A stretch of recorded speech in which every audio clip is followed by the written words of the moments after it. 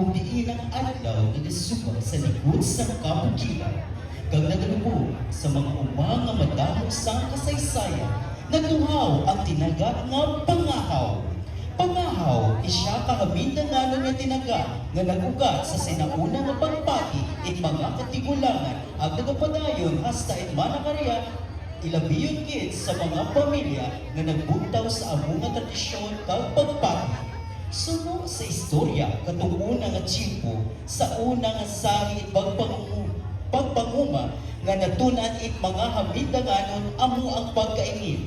Ilabi na gid sa mga kabaranggayan nga ara sa mabukid nga bahin nahanungod sa amo nga andang nga kinakabul-anan it pagkaon. Diyan naging malahalon nga butang sa andang kabuhi. Gani, umpisa sa pagsadsad bago magkaingin hasta sa pag-ani nga punuit na narisari nga ritual sa andang kinahikot ang kinasunod sa tinutuyo nga magduro ang maging manaming ang andang nga patubas.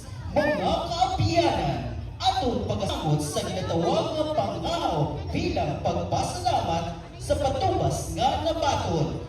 Atong paligog, hatagan it kasigapong nga pagpalakpak ang tribo e Crucero National High School sa ilang pagandurang it pangahaw bilang sound pasidungog kay Senior San Sebastian.